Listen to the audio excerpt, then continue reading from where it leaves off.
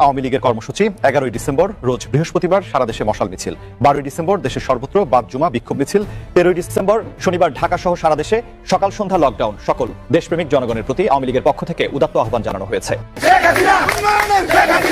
সড়কের পুকুরিয়া বাস স্ট্যান্ডে টায়ার জ্বালিয়ে বিক্ষোভ করেছে আওয়ামী লীগ সমর্থিত নেতাকর্মীরা। বৃহস্পতিবার শুরু হওয়া এই আন্দোলনে শত শত মানুষ অংশ নেন। বিক্ষোভকারীরা লকডাউন কার্যকরের দাবিতে সড়ক অবরোধ করে স্লোগান দিতে থাকেন। নির্বাচনের তফসিল ঘোষণা করা যখন হচ্ছে তখন আজকে থেকেই আওয়ামী লীগের এই ঘোষিত 3 দিনের কর্মসূচি, আগামীকালকে শুক্রবার তারা বাদ জুম্মা সারা দেশে মিছিল করবে এরকম কর্মসূচি ঘোষণা দিচ্ছে। এছাড়া শনিবার 13 তারিখ সারা দেশে তারা সকাল সন্ধ্যা লকডাউন কর্মসূচি পালন করবে। এর নির্বাচন প্রতিহত করা কিংবা নির্বাচন ঠেকানোর জন্য কি আওয়ামী লীগ এই কর্মসূচি ঘোষণা দিল এবং এটা কি তারা এখন রেগুলার করবে? আর নয় জুলাই জুলাই, এবার হবে গণধোলাই।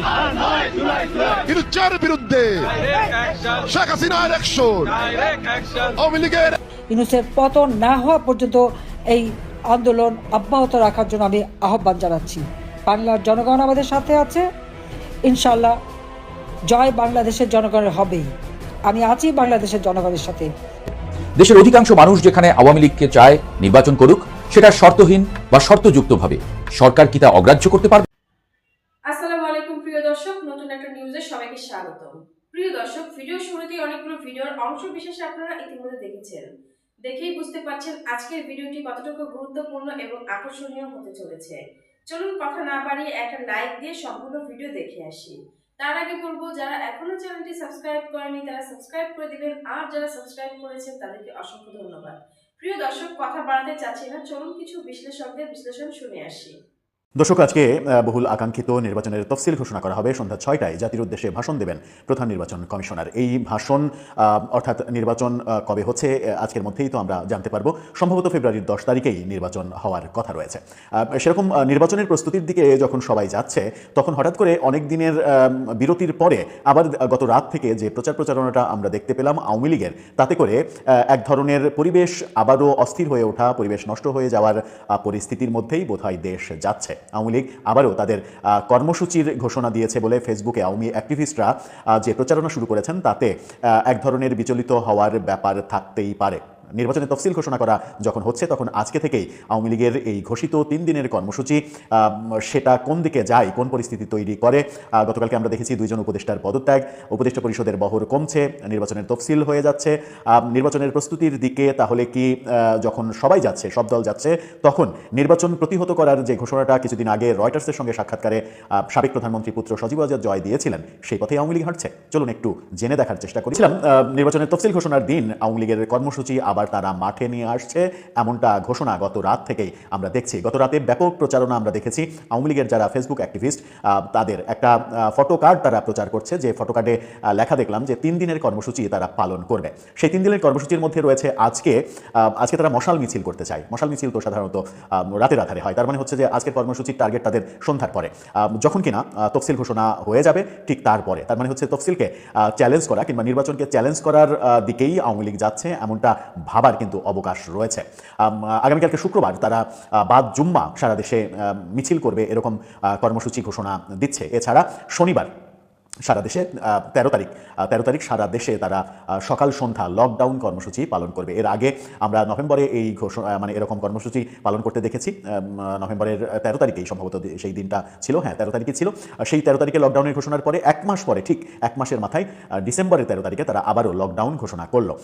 নভেম্বরের 13 তারিখের লকডাউনটা বেশ সফল হয়েছিল, কারণ সরকারের ব্যাপক প্রস্তুতি ছিল। সরকারের প্রস্তুতিটা এবং আড়ম্বরপূর্ণ যে ব্যাপারগুলো আমরা দেখেছিলাম, তাতে করে জনগণের মধ্যে একটা আতঙ্ক তৈরি হয়েছিল। সেই আতঙ্কটাকে কেন্দ্র করে বিশেষ করে রাজধানী ঢাকা শহর অনেকটা ফাঁকা হতে দেখেছি। এছাড়া দক্ষিণবঙ্গের ক্ষেত্রে আমরা দেখেছিলাম পদ্মা সেতুর ওই পারে এই পারে ব্যাপক জ্বালাও পোড়াও, গাড়ি ভাঙচুর, এই ঘটনাগুলো কিন্তু আমরা ঢাকার বাইরে দেখেছিলাম। 13 তারিখের লকডাউনটা অনেকে বলেন যে সরকারের প্রস্তুতির ব্যাপক প্রস্তুতির কারণেই, জনগণের মধ্যে আতঙ্ক তৈরির কারণে মানুষ ঘর থেকে বের হওয়ার সাহস পায়নি। সেই দিক থেকে আওয়ামী লীগ দাবি করতে পেরেছে যে তাদের লকডাউনটা সফল হয়েছে। এরপরে 17 তারিখে শেখ হাসিনার রায় ঘোষণা করা হলো, সেদিন এবং তার আগের দিন তারা শাটডাউন কর্মসূচি পালন করেছিল।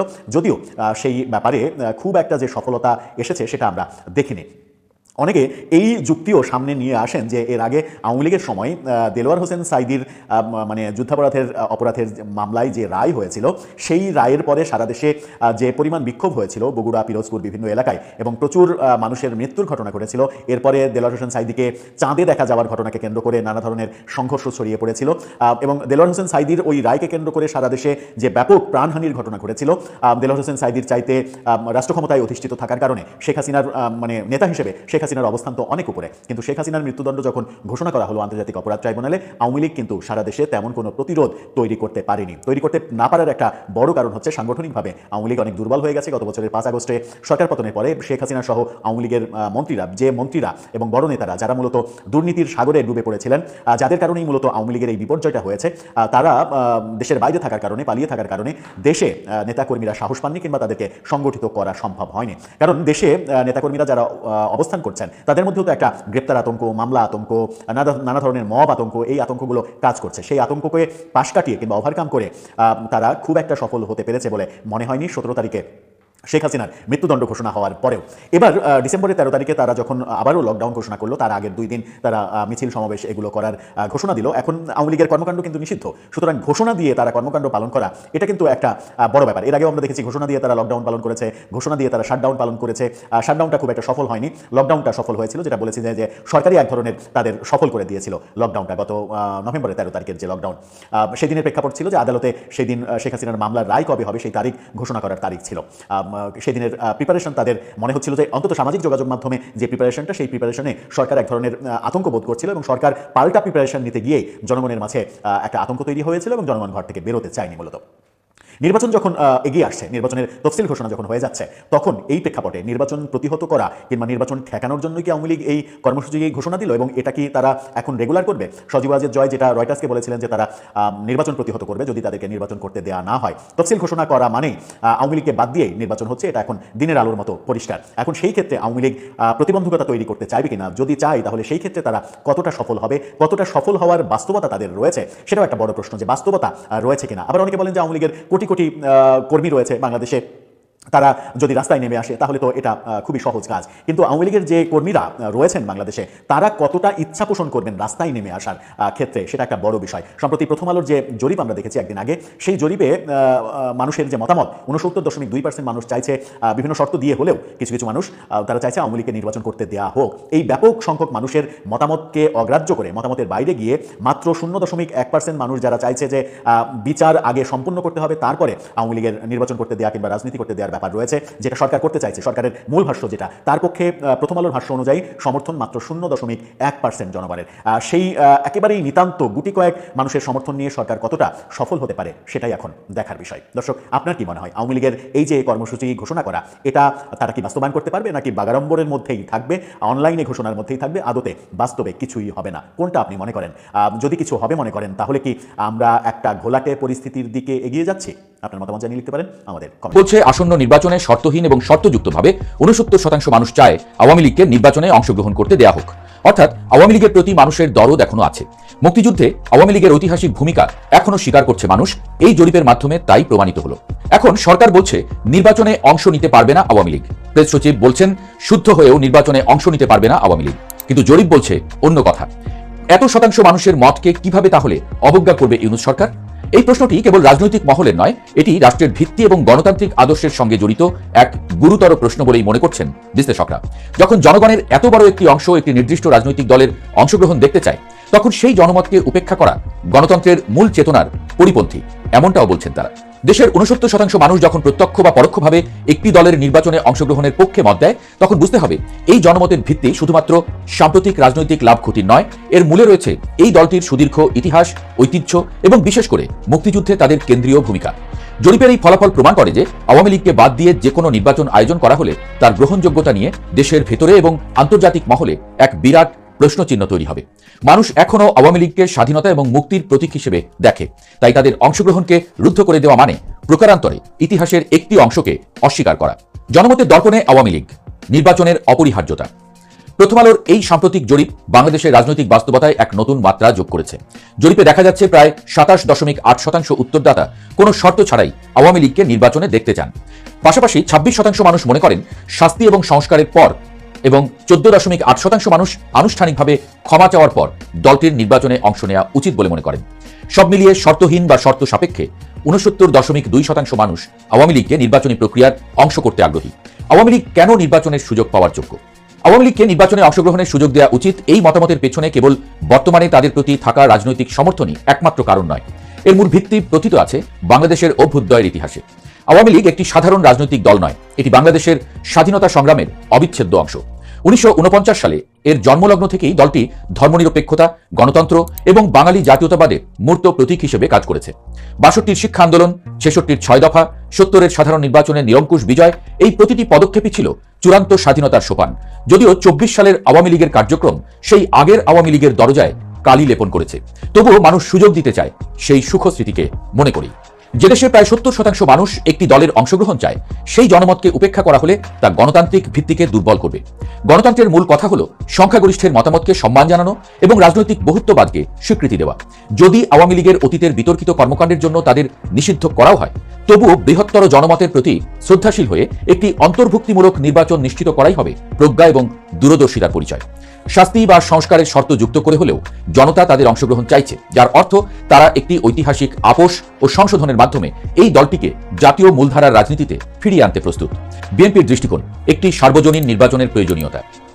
আওয়ামী লীগের অত্যাচারের সবচেয়ে বড় শিকার বিএনপি, কিন্তু বর্তমানে একটি গ্রহণযোগ্য নির্বাচনের জন্য আওয়ামী লীগের অংশগ্রহণ যে অপরিহার্য তা বিএনপিও পরোক্ষভাবে উপলব্ধি করে। একটি দলের অনুপস্থিতিতে অনুষ্ঠিত কোনো নির্বাচন যেমন অতীতের মতো দেশে বিদেশে গ্রহণযোগ্যতা পায়নি, তেমনি বর্তমান ইউনূস সরকারের অধীনে অনুষ্ঠিতব্য নির্বাচনে যদি প্রধান কোনো দল অনুপস্থিত থাকে, তবে তা আরও বড় ধরনের রাজনৈতিক শূন্যতা তৈরি করবে। গ্রহণযোগ্যতার প্রশ্ন। বিএনপি ভালো করেই জানে যে আওয়ামী লীগের মতো একটি বিশাল জনসমর্থন এবং ঐতিহাসিক ভিত্তিযুক্ত দলকে বাইরে রেখে তারা যদি ক্ষমতায় আসে, তবে সেই নির্বাচন আন্তর্জাতিকভাবে এবং দেশের বৃহৎ জনগোষ্ঠীর কাছে প্রশ্নবিদ্ধ থাকবে। বিশেষ করে বিগত 15 বছরের রাজনৈতিক অস্থিরতার পর দেশের মানুষের প্রত্যাশা একটি সর্বজনীন অংশগ্রহণমূলক নির্বাচনের মাধ্যমে দীর্ঘমেয়াদী স্থিতিশীলতা। একটি শক্তিশালী প্রতিপক্ষের বিরুদ্ধে বিজয়ী কেবল সত্যিকারের গণতান্ত্রিক বৈধতা দিতে পারে। তাই বিএনপিও চায় আওয়ামী লীগ নির্বাচনে আসুক, তবে তা হোক সুষ্ঠু রাজনৈতিক প্রতিযোগিতার মাধ্যমে। এটি নিছক উদারতা নয়, বরং রাজনৈতিক বাস্তবতারই প্রতিফলন। আওয়ামী লীগকে নির্বাচনে সুযোগ না দিলে কি হতে পারে? আওয়ামী লীগকে নির্বাচন থেকে দূরে রাখার সিদ্ধান্ত দেশের ভবিষ্যৎ রাজনীতি এবং স্থিতিশীলতার জন্য গভীর চ্যালেঞ্জ তৈরি করতে পারে। জনগণের এত বড় একটি অংশের আকাঙ্ক্ষাকে উপেক্ষা করার ফল সুদূর প্রসারী এবং মারাত্মক হতে পারে। নির্বাচনের গ্রহণযোগ্যতা সংকট। যদি 69% মানুষ আওয়ামী লীগের অংশগ্রহণ চায়, তবে সেই অংশগ্রহণ ছাড়া অনুষ্ঠিত নির্বাচন স্বয়ংক্রিয়ভাবে সংখ্যাগরিষ্ঠ মানুষের কাছে বৈধতা হারাবে। নির্বাচন নিরপেক্ষ এবং সুষ্ঠু হলেও একটি প্রধান দলের অনুপস্থিতি একে অংশগ্রহণমূলক নয় তকমা দেবে, যেমনটা আন্তর্জাতিক মহলে অতীতের নির্বাচনগুলোর ক্ষেত্রে দেখা গেছে। এতে দেশে নতুন করে রাজনৈতিক অনিশ্চয়তা তৈরি হতে পারে, এমনকি আওয়ামী লীগও কিছু বলার সুযোগ পাবে। রাজনৈতিক শূন্যতা ও মৌলবাদের উত্থান। আওয়ামী লীগের মতো ধর্মনিরপেক্ষ এবং উদার দল নির্বাচনী প্রক্রিয়া থেকে সরে দাঁড়ালে এর ফলে তৈরি হওয়া রাজনৈতিক শূন্যতা পূরণ করার জন্য অন্য শক্তি মাথাচাড়া দিয়ে উঠতে পারে। জরিপের তথ্য অনুযায়ী বিএনপি সবচেয়ে বেশি আসন জিতবে বলে মানুষের ধারণা থাকলেও জামায়াতে ইসলামের প্রতিও একটি বড় অংশের মানুষের সমর্থন দেখা গেছে। আওয়ামী লীগের অনুপস্থিতি ধর্মনিরপেক্ষ শক্তির পতন ঘটাতে পারে, যা মৌলবাদী বা চরমপন্থী রাজনৈতিক ধারাকে শক্তিশালী করতে পারে। এটি কেবল দেশের অভ্যন্তরেই নয়, আন্তর্জাতিক ক্ষেত্রেও উদ্বেগের সৃষ্টি করবে। গণতান্ত্রিক প্রতিষ্ঠানগুলোর দুর্বলতা। জনগণের মতামতকে সম্মান না জানালে গণতান্ত্রিক প্রতিষ্ঠানগুলোর প্রতি সাধারণ মানুষের আস্থা আরও কমবে। ইউনূস সরকার ক্ষমতাচ্যুত আওয়ামী লীগকে নিয়ে যে কঠোর অবস্থান নিয়েছে, তা যদি জনমতের বিরুদ্ধে যায়, তবে এটি সরকারের প্রতি জনগণের অবিশ্বাস তৈরি করবে। এক দলের দমনপীড়ন আরেকটি দলের প্রতি সমর্থন সৃষ্টি করতে পারে, যা ভবিষ্যতে রাজনৈতিক প্রতিশোধের চক্রকে আরও দীর্ঘ করবে। এর ফলে দেশের শাসনতান্ত্রিক প্রক্রিয়া, আইনশৃঙ্খলা পরিস্থিতি এবং অর্থনৈতিক স্থিতিশীলতা মারাত্মকভাবে ক্ষতিগ্রস্ত করতে পারে। ঐতিহাসিক ভুল। স্বাধীনতার নেতৃত্ব দানকারী একটি দলকে রাষ্ট্রীয় প্রক্রিয়ার বাইরে রাখা প্রকারান্তরে জাতির আত্মপরিচয়ের অংশকে অস্বীকার করার শামিল। দেশের জনগণ যারা এখনো আওয়ামী লীগের মুক্তিযুদ্ধে নেতৃত্ব দেওয়ার ভূমিকাকে শ্রদ্ধার চোখে দেখে, তারা এই বর্জন মেনে নেবে না। এটি বাংলাদেশের ইতিহাসের একটি ধারাবাহিকতাকে রুদ্ধ করে দেবে, যা ভবিষ্যতে নতুন রাজনৈতিক সংকট এবং বিভাজনের জন্ম দিতে পারে। প্রথম আলোর এই জরিপ একটি স্পষ্ট বার্তা দিয়েছে। জনমত আওয়ামী লীগকে একেবারে বাতিল করে দেয়নি, বরং শর্ত সাপেক্ষে হলেও তারা চায় দলটি নির্বাচনী প্রক্রিয়ায় ফিরে আসুক। ইউনূস সরকারের সামনে এখন একটি কঠিন পরীক্ষা। তারা কি কেবল অতীতের ভুলের জন্য দলটির উপর কঠোরতা বজায় রেখে জনগণের 69% আকাঙ্ক্ষাকে অবজ্ঞা করবে, নাকি দূরদর্শিতার পরিচয় দিয়ে একটি সর্বজনীন ঐতিহাসিক সংশোধনমূলক নির্বাচন আয়োজন করে দেশের গণতান্ত্রিক ভিত্তিকে মজবুত করবে? তবে যে গণতন্ত্রের জন্য এত কিছু সহ্য করল বাংলাদেশ, সেই গণতন্ত্র জারি রাখতে আওয়ামী লীগকে সুযোগ দেয়াই উচিত, এমনটাই বলছেন অনেকে। প্রিয় দর্শক, জানলেন বুঝলেন অবশ্যই আপনাদের মূল্যবান মতামত কমেন্ট বক্সে জানিয়ে দিবেন। আর ভিডিওটি শেয়ার করে সবাইকে দেখার সুযোগ করে দিবেন। ধন্যবাদ।